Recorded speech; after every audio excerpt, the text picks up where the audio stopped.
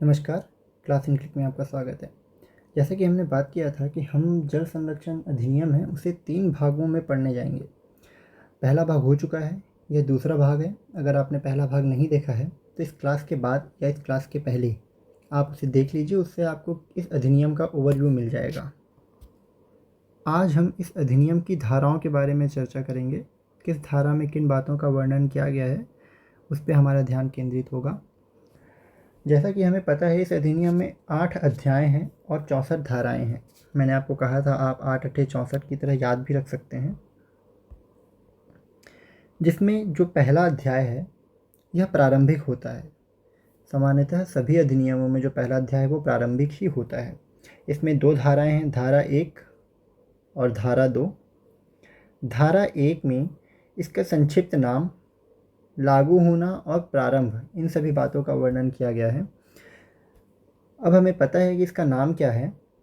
यह जल प्रदूषण निवारण तथा नियंत्रण अधिनियम 1974 के नाम से जाना जाएगा। कहाँ कहाँ यह लागू हुआ था, आप इसके लिए भारत का नक्शा लीजिए और इन राज्यों को उस पर पॉइंट आउट कीजिए, आपको याद करने में आसानी रहेगी। जैसे ये आसाम, बिहार, गुजरात, हरियाणा, हिमाचल प्रदेश, जम्मू कश्मीर, कर्नाटक, केरल, मध्य प्रदेश, राजस्थान, त्रिपुरा और पश्चिम बंगाल, इन राज्यों पर लागू हुआ था। उसके साथ संघ राज्य क्षेत्रों पर तथा ऐसे राज्य जो अनुच्छेद, ये जो अनुच्छेद है ये संविधान का अनुच्छेद है, संविधान के अनुच्छेद 252(1) के अधीन संकल्प द्वारा इसे अगर अंगीकृत करते हैं कोई राज्य, उन पर भी यह अधिनियम लागू होगा। अगर हम बात करते हैं धारा 2 की, धारा 2 में परिभाषाएं हैं। इनमें उन शब्दों के बारे में बताया गया है जिनका वर्णन इस अनुच्छेद में होता है। जैसे कि बोर्ड से हम क्या समझते हैं, केंद्रीय बोर्ड से हम क्या समझते हैं। केंद्रीय बोर्ड के अंतर्गत धारा 3 जो हम आगे पढ़ेंगे उसके अंतर्गत जिस निकाय का गठन किया गया है उसे केंद्रीय बोर्ड कहा जाएगा। सदस्य, इस केंद्रीय बोर्ड के सदस्यों को के बारे में वर्णन है। यह ध्यान दीजिए कि इन सदस्यों में अध्यक्ष भी शामिल है। अगर हम सदस्यों के बारे में बात करते हैं तो अध्यक्ष भी उसमें स्वतः शामिल हो जाता है। अधिष्ठाता से क्या तात्पर्य है, ऐसा व्यक्ति जिसका किसी कारखाने या परिसर पर नियंत्रण है अधिष्ठाता कहलाएगा। निकास का अर्थ आप सभी जानते हैं, प्रदूषण किस बारे में होगा। हमको बस यह जानना है कि किन किन शब्दों का वर्णन किया गया है। मैंने एक बार क्वेश्चन देखा था जिसमें किसी अधिनियम के बारे में वर्णन था और यह कहा गया था कि उस अधिनियम में धारा 2 में निम्न में से किनका वर्णन है। 4 ऑप्शन दिए थे, उसमें से किसी एक का वर्णन उस अधिनियम की धारा में परिभाषाओं के तहत दिया हुआ था। तो इस तरीके के प्रश्न बनते हैं। विहित से क्या समझते हैं इस बारे में है, जैसे कि केंद्र या राज्य सरकार द्वारा इस अधिनियम के अधीन बनाए गए नियमों द्वारा विहित, यानी कि केंद्र या राज्य सरकार जो अधिनियम के अधीन नियम बनाएंगे उसके अधीन कार्यवाहियाँ होंगी। मल बहिस्त्राव, राज्य बोर्ड से हम क्या समझते हैं, धारा 4 के अधीन जो निकाय गठित होगा वह राज्य बोर्ड कहलाएगा। सरिता, सरिता के अंतर्गत कोई नदी, कुल्य, कुल्य यानी होता है छोटे नाले, चाहे वह बहते हों या उस स्थिति में जिस स्थिति में या उस समय जिस समय उसकी बात की जा रही हो वह सूखे हो, दोनों को शामिल किया जाएगा। अंतर्देशीय जल, भूमिगत जल, समुद्र या ज्वारीय जल, इन सब के बारे में है। इस अधिनियम में 2 शब्दों का जिक्र ज़्यादा मिलता है, पहला सरिता और दूसरे कुएं। अगर सरिता के बारे में बात कर रहे हैं तो ये सभी उसमें शामिल होंगे, ठीक है, इस चीज़ को ध्यान रखिएगा। व्यावसायिक बहिस्त्राव, इन सभी बातों का वर्णन हमको धारा 2 में मिलता है। धारा 2 के बाद बात करते हैं अध्याय 2 की, जो केंद्रीय तथा राज्य जल प्रदूषण निवारण एवं नियंत्रण बोर्ड के बारे में है, ठीक है।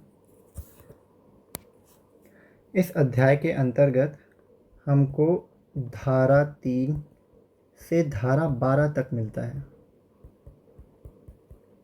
ठीक। धारा 3 जो केंद्रीय बोर्ड के गठन से संबंधित है। चलिए इसमें किन किन बातों का वर्णन है उसके बारे में समझते हैं। तो धारा 3 में वर्णन है कि एक केंद्रीय बोर्ड का गठन किया जाएगा केंद्र सरकार द्वारा, ठीक है।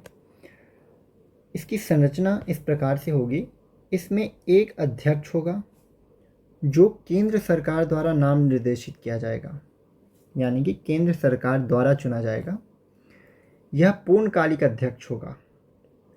यहाँ ध्यान दीजिएगा, हम जब राज्य बोर्ड के बारे में पढ़ेंगे तो वहाँ पे पूर्णकालिक या अंशकालिक का वर्णन है, जो राज्य सरकार निर्धारित करेगी कि जो अध्यक्ष है वो पूर्णकालिक होगा या अंशकालिक होगा। लेकिन केंद्रीय बोर्ड के परिप्रेक्ष्य में अगर हम बात करते हैं तो यह पूर्णकालिक अध्यक्ष होता है, जो केंद्र सरकार द्वारा नाम निर्देशित होता है। इसके साथ ही उसे पर्यावरण संरक्षण से संबंधित विषयों की जानकारी और अनुभव होना चाहिए। इससे संबंधित यानी कि पर्यावरण के संरक्षण से संबंधित संस्थाओं के प्रशासन की जानकारी और अनुभव होना चाहिए। ठीक है। अधिकतम 5 सदस्य जो केंद्र सरकार द्वारा नाम निर्देशित होंगे और केंद्र सरकार का प्रतिनिधित्व करेंगे। ठीक। अगला है अधिकतम 3 सदस्य जो केंद्र सरकार द्वारा राज्य बोर्ड के सदस्यों में से नाम निर्देशित किए जाएंगे। नाम निर्देशित किए जाएंगे केंद्र सरकार द्वारा, लेकिन किन से? राज्य बोर्डों के सदस्यों से। यहाँ ध्यान दीजिएगा, इसमें से जो 2 सदस्य हैं, 2 सदस्य वो राज्य के भीतर कार्य करने वाले स्थानीय प्राधिकारी होंगे। जब हम राज्य बोर्ड के बारे में पढ़ेंगे तब मैं आपको बताऊंगा कि किन स्थानीय प्राधिकारियों के बारे में वर्णन किया गया है, तो इस पॉइंट को याद रखिएगा, राज्य बोर्ड में यह फिर से सामने आने वाला है। अधिकतम 3 सदस्य, देखिए अधिकतम का मतलब है ज़्यादा से ज़्यादा 3, ठीक है, 3 से ज़्यादा नहीं होंगे किसी भी स्थिति में। अधिकतम 3 सदस्य गैर शासकीय व्यक्ति होंगे, यानी कि अशासकीय व्यक्ति होंगे, जो केंद्र सरकार द्वारा नियुक्त किए जाएंगे, जिन्हें या जिनका केंद्र सरकार की राय में कृषि, मत्स्य पालन, उद्योग या व्यापार में प्रतिनिधित्व हो। इसका मतलब है कि अगर केंद्र सरकार को लगता है कि कुछ व्यक्तियों का कृषि, मत्स्य उद्योग या व्यापार में अच्छा खासा प्रतिनिधित्व है, तो केंद्र सरकार उन सदस्यों को इस बोर्ड में शामिल कर सकती है। 2 सदस्य जो होंगे वो केंद्र सरकार द्वारा केंद्र सरकार के अधीन कंपनियों या निगमों का प्रतिनिधित्व करने के लिए चुने जाएंगे। ठीक है। इसका मतलब यह है कि केंद्र सरकार के अंतर्गत या केंद्र सरकार के अधीन कोई कंपनियां होंगी, उन कंपनियों का प्रतिनिधित्व करने के लिए 2 सदस्यों का चयन केंद्र सरकार द्वारा किया जाएगा। एक पूर्णकालिक सदस्य सचिव होगा। यहाँ बात सामान्यतः सचिव की ही की जाती है, जिसे सदस्य सचिव कहते हैं। इसमें सदस्य सचिवों के पास प्रदूषण नियंत्रण के वैज्ञानिक, इंजीनियरिंग या प्रबंध पहलुओं की योग्यता, ज्ञान और अनुभव होना चाहिए। ठीक है। तो यह है केंद्रीय बोर्ड की संरचना। यह जो केंद्रीय बोर्ड होगा यह निगमित निकाय होगा। इसकी एक सामान्य मुद्रा होगी तथा यह उपबंधों के अधीन रहते हुए संपत्ति का अर्जन कर सकता है, धारण कर सकता है, उसके व्यवन तथा संविधाएं करने की शक्ति होगी। यह उक्त नाम यानी अपने नाम से यह वाद लाएगा या इस पर वाद लाया जाएगा। इन सभी बातों का वर्णन हमें धारा 3 में मिलता है। ठीक है। आगे चलते हैं धारा 4 या धारा 4। धारा 4 राज्य बोर्डों के गठन से संबंधित है। धारा 4 में किन बातों का वर्णन है? तो पहला यह कि जो राज्य बोर्डों का गठन होगा वह राज्य सरकार द्वारा किया जाएगा। अब बात करते हैं इसके संरचना की। संरचना लगभग समान है, बस जहाँ केंद्र सरकार है वहाँ राज्य सरकार को प्रतिस्थापित कर दिया गया है। ठीक। एक अध्यक्ष होगा जो राज्य सरकार द्वारा नाम निर्देशित होगा। देखिए यहाँ पे अध्यक्ष जो पूर्णकालिक होगा या अंशकालिक, इसका निर्णय राज्य सरकार पर छोड़ा गया है। ठीक। फिर वही बात सेम है कि इसे पर्यावरण संरक्षण से संबंधित विषयों की जानकारी या अनुभव होना चाहिए, या फिर पर्यावरण संरक्षण से संबंधित संस्थाओं के प्रशासन की जानकारी और अनुभव होना चाहिए। अधिकतम जो 5 सदस्य होंगे वो राज्य सरकार द्वारा नाम निर्देशित किए जाएंगे, जो राज्य सरकार का प्रतिनिधित्व करेंगे। अधिकतम 5 सदस्य, इनके अलावा ये दोनों मिला के अधिकतम 5 नहीं है, अधिकतम 5 इसमें अलग है, अधिकतम 5 इसमें अलग है। जो राज्य सरकार द्वारा राज्य के भीतर काम करने वाले स्थानीय प्राधिकारियों में से नाम निर्देशित होंगे। देखिए, मैंने जब बात की थी अधिकतम 2 सदस्य राज्य सरकार के भीतर कार्य करने वाले स्थानीय प्राधिकारी होंगे, किसमें?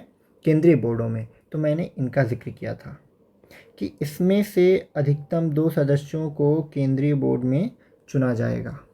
ठीक है। अधिकतम 3 सदस्य गैर सरकारी व्यक्ति होंगे, जो राज्य सरकार के द्वारा, अगर राज्य सरकार को लगता है कि किन्हीं व्यक्तियों का कृषि, मत्स्य पालन, उद्योग या व्यापार में ठीक ठाक प्रतिनिधित्व है तो वह उन्हें शामिल कर सकती है। अगला है, अधिकतम जो 2 सदस्य होंगे किनके द्वारा चुने जाएंगे? तो राज्य सरकार के द्वारा चुने जाएंगे। राज्य सरकार के अधीन कंपनियों या निगमों का प्रतिनिधित्व करने के लिए चुने जाएंगे। ठीक। अगला यही कि एक पूर्णकालिक सदस्य सचिव होगा, जिसके पास प्रदूषण नियंत्रण के वैज्ञानिक, इंजीनियरिंग या प्रबंधन पहलुओं की योग्यता, ज्ञान और अनुभव होना चाहिए। ठीक है। सेम वही बात कि यह निगमित निकाय होगा, इसकी एक सामान्य मुद्रा होगी, उपबंधों के अधीन रहते हुए यह संपत्ति का अर्जन कर सकता है, धारण कर सकता है, व्यवन कर सकता है या संविदा करने की शक्ति होगी। इन सब बातों का वर्णन मिलता है। यह उक्त नाम से वाद लाएगा या इस पर वाद लाया जाएगा। उक्त नाम का मतलब है इस नाम से, जो इसे नाम दिया गया है, जैसे राज्य बोर्ड जो कहा जाता है इसे। संघ राज्य क्षेत्रों के लिए जो केंद्रीय बोर्ड है वह राज्य बोर्ड की शक्तियों का प्रयोग करेगा। ठीक है। हालांकि केंद्रीय बोर्ड अपनी शक्तियों को किसी ऐसे व्यक्ति या व्यक्तियों के निकाय को प्रत्यायोजित कर सकेगा जिसे केंद्रीय सरकार विनिर्दिष्ट करे। साधारण शब्दों में कहने का मतलब ये है कि अगर हम संघ राज्य क्षेत्रों के बारे में बात करते हैं तो यहाँ पे राज्य बोर्ड नहीं, कौन काम करेगा?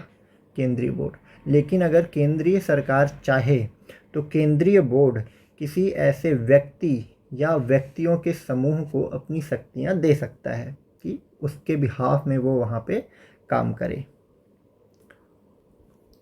अगला है धारा 5, जिसमें सदस्यों की सेवा के निबंधन और शर्तें दी हुई हैं। इसमें काफ़ी कुछ बातों का वर्णन किया गया है। आपके लिए जो काम की है वो बातें सारी इसमें हैं, आप सिर्फ इन्हीं बातों को ध्यान दीजिएगा। जैसे पहला, जो सदस्य होंगे वो 3 वर्ष की अवधि के लिए होंगे। ठीक है। मतलब जब से उन्होंने पद ग्रहण किया है उसके बाद जो आने वाले 3 वर्ष होंगे वो उनका कार्यकाल होगा। हालांकि ध्यान देने वाली बात यह है कि कोई भी सदस्य तब तक पद धारण करेगा जब तक कि उसका उत्तराधिकारी पद ग्रहण ना कर ले। जैसा राष्ट्रपति के केस में होता है ना, कि जब तक नया राष्ट्रपति पद ग्रहण नहीं कर लेता, राष्ट्रपति अपना पद नहीं छोड़ता है, भले ही उसका कार्यकाल समाप्त हो गया हो। वही चीज़ यहाँ पे भी लागू होती है। दूसरा पॉइंट है कि यदि कोई सदस्य उस पद पर नहीं रह जाता जिसके लिए उसे नाम निर्देशित किया गया है, तब वह उस बोर्ड का सदस्य भी नहीं होगा। उदाहरण के लिए, जैसे हमने अभी पढ़ा था कि केंद्रीय बोर्ड में राज्य बोर्ड से किसी व्यक्तियों को शामिल किया जाता है। कुछ व्यक्ति राज्य बोर्ड के ऐसे होते हैं जो केंद्रीय बोर्ड में जाते हैं। अगर वो व्यक्ति राज्य बोर्ड के सदस्य नहीं रह जाते हैं तो वो केंद्रीय बोर्ड के सदस्य भी नहीं होंगे। ठीक। केंद्रीय या राज्य सरकार युक्त अवसर देने के पश्चात हटा सकती है। अगर केंद्र सरकार या राज्य सरकार को यह लगता है कि कोई व्यक्ति अपने पद पर रहकर उस पद की गरिमा को नहीं बना पा रहा है या वह काम नहीं कर रहा है जिसके लिए उसे नियुक्त किया गया है, तो वह उसे पद से हटा सकती है उसके कार्यकाल पूर्ण होने के पहले भी। हालांकि उसे युक्त अवसर दिया जाएगा। ये उसी तरीके से है जैसे सरपंच को हटाने की रीति होती है कि सरपंच को अगर हटाया जाता है तो उसे पहले बोलने का अवसर दिया जाता है, अपनी बात रखने का अवसर दिया जाता है। ठीक है। ये त्याग पत्र दे सकते हैं। अध्यक्ष त्याग पत्र दे सकते हैं केंद्र सरकार या राज्य सरकार को। अगर केंद्रीय बोर्ड के बारे में है तो केंद्र सरकार को देगा, अगर राज्य बोर्ड के बारे में है तो राज्य सरकार को देगा। सदस्य जो हैं वो अपना त्याग पत्र अध्यक्ष को दे सकते हैं। ठीक है। अगला है, यदि कोई सदस्य पर्याप्त कारण के बिना 3 लगातार अधिवेशनों में अनुपस्थित हो तो वह बोर्ड का सदस्य नहीं रहेगा। ठीक। अगला है कि जो नया नाम निर्देशित सदस्य होगा, मान लीजिए कि कोई एक पर्सन है, कोई एक सदस्य है, यह अपना पद रिक्त कर चुका है, तो नया जो सदस्य होगा जो इसका स्थान लेगा वो इसके शेष कार्यकाल के लिए आएगा, अगले 3 वर्ष के लिए नहीं आएगा। इसका जो शेष कार्यकाल है, मान लेते हैं कि अपन 1 वर्ष में इसने अपना पद खाली कर दिया, तो जो नया व्यक्ति आएगा वो 2 वर्ष के लिए आएगा। ठीक है, गेटिंग माई पॉइंट? ओके। अब अगला जो पॉइंट है वह कहता है कि कोई सदस्य पुनः नाम निर्देशन के पात्र होंगे। मतलब अगर पहले कोई सदस्य उस बोर्ड में था तो अगली बार भी वह सदस्य उस बोर्ड में रह सकता है, केवल एक बार की बाध्यता नहीं है। अगला है धारा 6 जो निर्भरताओं से संबंधित है कि किन किन मामलों में कोई व्यक्ति सदस्य नहीं रह सकता या उसे सदस्य नहीं बनाया जा सकता। यह आसान है। पहला है दिवालिया हो गया हो, दूसरा विचित्रित हो यानी कि दिमागी रूप से थोड़ा सा, तीसरा अपराध के लिए दोष सिद्ध हो चुका हो, इस अधिनियम में जिन अपराधों का वर्णन है उस अपराध को करते हुए पाया गया हो या दोष सिद्ध कर दिया गया हो, किसी ऐसे कंपनी से संबंधित हो प्रत्यक्ष रूप से या अप्रत्यक्ष रूप से जो पर्यावरण को प्रदूषित कर रही हो, कोई एक ऐसा व्यक्ति जिसका सदस्य बना रहना लोकहित में ना हो, है ना, कोई किसी गुंडे मवाली को नहीं बनाया जाएगा। सिंपल सा आप समझ सकते हैं इसको, आप अपने शब्दों में भी याद रखेंगे तो आपके लिए बेहतर होगा, ज़रूरी नहीं है कि इन्हें रटे ही। ठीक है। धारा 7 जो सदस्यों के द्वारा स्थानों की रिक्ति से संबंधित है। अब धारा 7 से याद रख सकते हैं 7 छोड़ देना, है ना, कि किसी ने 7 छोड़ दिया तो धारा 7 सदस्यों की रिक्ति। देखिए एक याद कीजिए, हमने पढ़ा था अध्याय 7, उसमें हमने 7 से शास्तियाँ याद की थी, है ना। अध्याय 7 शास्तियों और दंड से संबंधित है। यहाँ धारा 7 है, दोनों को क्लासिफाई कीजिएगा, मिक्स मत कीजिएगा। अध्याय 7 शास्तियों से संबंधित है, धारा 7 सदस्यों की रिक्तियों से संबंधित है। ठीक, इसमें बहुत ज़्यादा कुछ पढ़ने के लिए नहीं है, आप सिर्फ धारा को याद रखिए। धारा 8 बोर्डों के अधिवेशन से संबंधित है।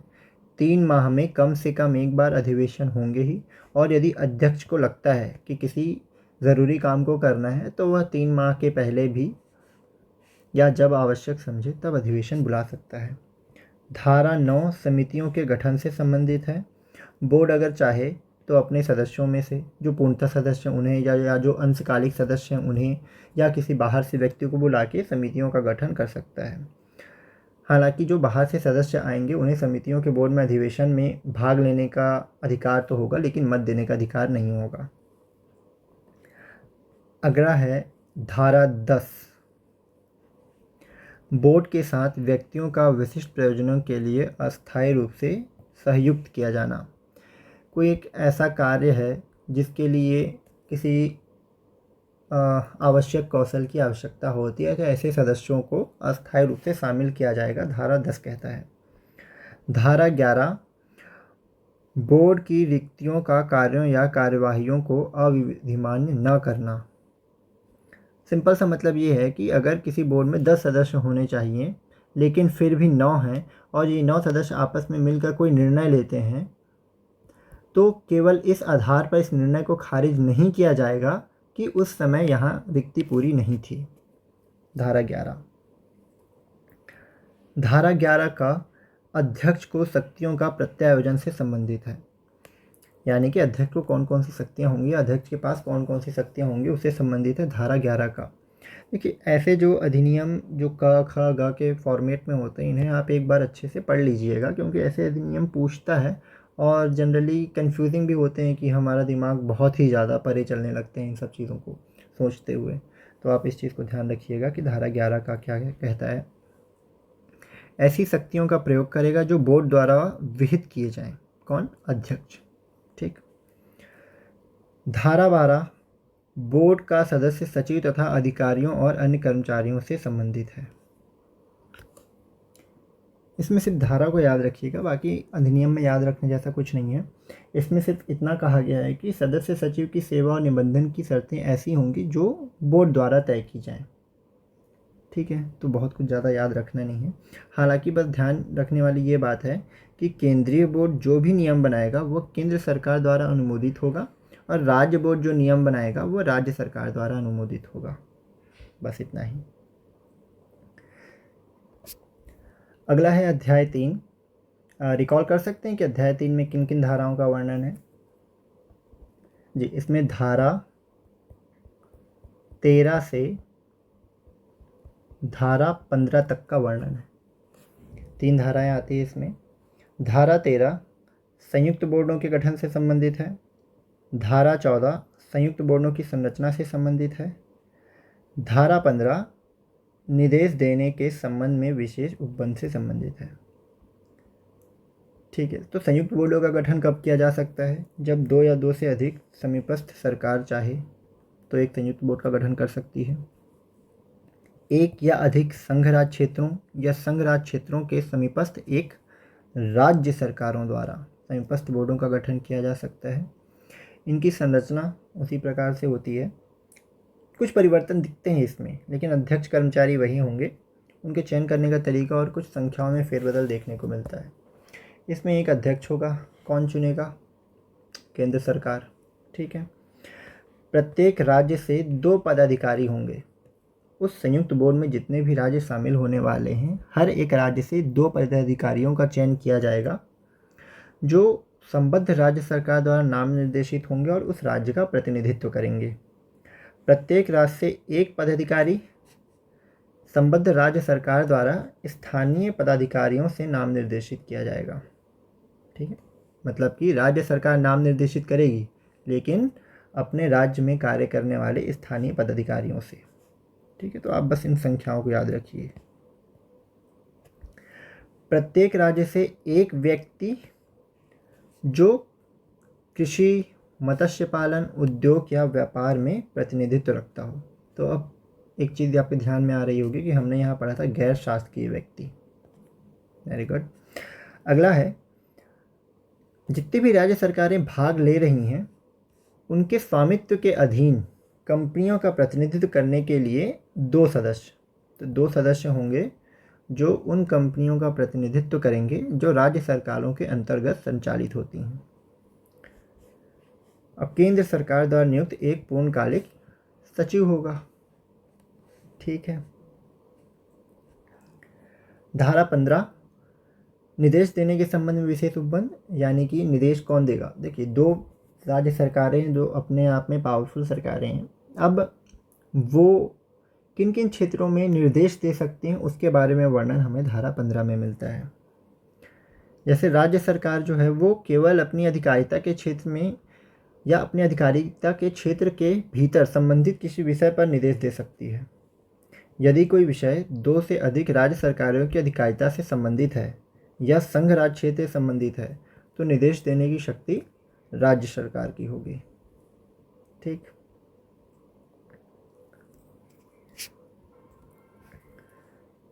अध्याय 4 इन बोर्डों की शक्तियों और उनके द्वारा किए जाने वाले कार्य से संबंधित है। अध्याय 4 में किन किन धाराओं का वर्णन मिलता है? इसमें वर्णन मिलता है धारा 16 से 18। आप इनको बार बार रिकॉल करते रहिएगा।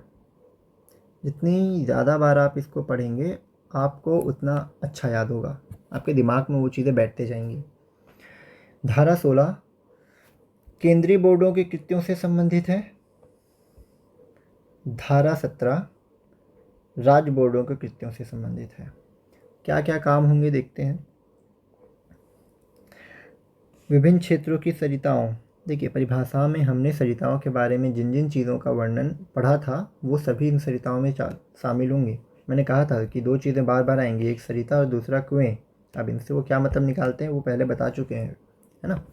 तो सरिताओं और कुओं की सफाई में अभिवृद्धि, केंद्र सरकार को सलाह देना। अब अगर ये सलाह देगी तो पर्यावरण से संबंधित मुद्दों पर सलाह देगी ना, आप समझते हैं इस चीज़ों को। अब ये वो न्यायपालिका वाली सलाह नहीं देगी कि कैसे चुनाव कराने चाहिए, या चुनाव आयोग वाली सलाह नहीं देगी। यह सलाह देगी अपने क्षेत्र में रहते हुए। राज्य बोर्ड के क्रियाकलापों में समन्वय तथा विवादों को सुलझाना। देखिए केंद्रीय बोर्ड है और 2 राज्य बोर्ड है ना, राज्यों में आपसी तनाव तो बने रहता है। ये पहला और दूसरा राज्य बोर्ड है, अगर इनके बीच में कोई कार्य करना है तो इनके बीच में समन्वय स्थापित करने का कार्य केंद्र सरकार केंद्रीय बोर्ड करेगा, या फिर अगर इनके बीच में कोई विवाद होता है, कोई डिस्प्यूट होता है, तो उसका समाधान भी केंद्रीय बोर्ड के द्वारा किया जाएगा। व्यक्तियों को प्रशिक्षण देना, जनसंपर्क कार्यक्रम चलाना, तकनीकी और सांख्यिकी आंकड़े एकत्र करना तथा उनकी जानकारी का प्रसार करना, सरिता एवं कुएं के लिए मानक निर्धारित करना। ध्यान दीजिए यहाँ पे सरिता और कुओं में, ठीक है। सरिता का मतलब सिर्फ नदियों से नहीं समझिएगा, मैं बार बार ये इसलिए बता रहा हूँ क्योंकि मैं काफ़ी टाइम तक इसमें कंफ्यूज था कि सिर्फ 2 ही चीज़ों की सफाई करना इनका काम है क्या। जब मैंने परिभाषाओं वाला जो सेक्शन है उसको पढ़ा तब मुझे हिट किया कि नहीं, अच्छा ऐसा होता है। राष्ट्रव्यापी कार्यक्रम की योजना बनाना और उसे निष्पादित करना, ऐसे कार्य करना जो विहित किए जाएं। राज्य बोर्ड की कृत्य देख लेते हैं। राज्य में सरिताओं और कुएं के प्रदूषण के निवारण, नियंत्रण या उपशमन के लिए व्यापक कार्यक्रम व योजना बनाना तथा उसे निष्पादन को सुनिश्चित करना। ठीक है। राज्य सरकार को सलाह देना, किन क्षेत्रों पर सलाह देगा? पर्यावरण से संबंधित क्षेत्रों पर। जानकारी एकत्र करना और प्रसार करना, ठीक। अन्वेषण और अनुसंधान को बढ़ावा देना, व्यक्तियों के प्रशिक्षण को संगठित करने में केंद्रीय बोर्ड को सहयोग देना। ये प्रशिक्षण के लिए सहयोग देगा, वो सहयोग लेगा और प्रशिक्षण करवाएगा, वो मतलब केंद्रीय बोर्ड। कृषि में मल उपयुक्त व्यावसायिक बहिस्त्रावों के उपयोग की पद्धतियां विकसित करना, मानक निर्धारित करना, प्रयोगशालाएं स्थापित करना तथा उन्हें मान्यता प्रदान करना, ये सब काम है राज्य बोर्ड के। अगला है धारा 18, निर्देश देने की शक्तियां। केंद्रीय बोर्ड को कौन निर्देश दे सकता है? तो केंद्र सरकार। राज्य बोर्ड को निर्देश दे सकता है राज्य सरकार। अगर कुछ ऐसे निर्देश हैं जो राज्य सरकार ने दिए और केंद्रीय बोर्ड ने दिए तो ये मामला किसको जाएगा? केंद्र सरकार को जाएगा। ध्यान दीजिएगा, राज्य सरकार वर्सेस केंद्रीय बोर्ड, मामला जाएगा केंद्र सरकार को। ये गलती मत कीजिएगा कि राज्य सरकार वर्सेस केंद्र सरकार कर दिया हमने, या राज्य बोर्ड वर्सेस केंद्रीय बोर्ड कर दिया। ध्यान दीजिएगा इस चीज़ को थोड़ा सा। ऑप्शंस में अगर इस तरीके के फेर बदलाव होते हैं तो वहाँ पे कन्फ्यूज़न क्रिएट होता है। चलिए, तो आज की वीडियो यहाँ तक रखते हैं। इसके बाद जो हमारे अध्याय बच गए हैं, अध्याय 5, 6, 7, 8, ये अगली वीडियो में कवर हो जाएगा। जैसे ही ये पूरा अधिनियम ख़त्म होगा, इसका PDF आपको टेलीग्राम ग्रुप में मिल जाएगा। मैं अभी इसलिए PDF नहीं भेज रहा हूँ क्योंकि टुकड़े टुकड़ों में PDF देने का मतलब नहीं है। आप जब पढ़ेंगे आपके पास एक कंपाइल नोट्स होना चाहिए ताकि आपको बार बार भटकना ना पड़े किसी चीज़ों में। इस PDF में मैंने सिर्फ उन्हीं चीज़ों का जिक्र किया है जो आपको याद करने में सहायता देंगी या आपके एग्ज़ाम में आएंगी। मैंने बहुत बड़े बड़े या भारी शब्दों का प्रयोग नहीं किया है। कुछ शब्दों को मुझे इसलिए लेना पड़ा क्योंकि प्रश्न वैसे ही बनते हैं, उसमें मैं फेरबदल करूँगा, आपको वह प्रश्न एग्ज़ाम में समझ में नहीं आएगा। इसलिए जितना हो सके मैंने कंसाइज कर रखने का प्रयास किया है। आप टेलीग्राम ग्रुप ज्वाइन कर सकते हैं, अगर नए हैं तो चैनल को सब्सक्राइब कर दीजिए। रिस्पॉन्स काफ़ी अच्छा मिल रहा है आपकी तरफ से। हम अपने आप को बेहतर करने का प्रयास जारी रखेंगे। टेलीग्राम ग्रुप का लिंक मैं इसमें डाल देता हूँ, आप स्क्रीनशॉट लेके उसको ज्वाइन कर लीजिएगा। आप इसे स्कैन करके टेलीग्राम ग्रुप में ज्वाइन कर सकते हैं। ये दूसरा पार्ट था। अगर आपने पहला पार्ट नहीं देखा है तो इसके बाद आप पहला पार्ट देख लीजिए, उसमें आपको अधिनियम का ओवरव्यू मिल जाएगा, इसमें आपको अधिनियम डिटेल में मिल जाएगा। इसके बाद जो पार्ट आएगा उसमें हम प्रयास करेंगे कि यह अधिनियम समाप्त हो जाए। मैं कल प्रयास करूँगा कि इसका अगला पार्ट ले आऊँ। तब तक के लिए धन्यवाद।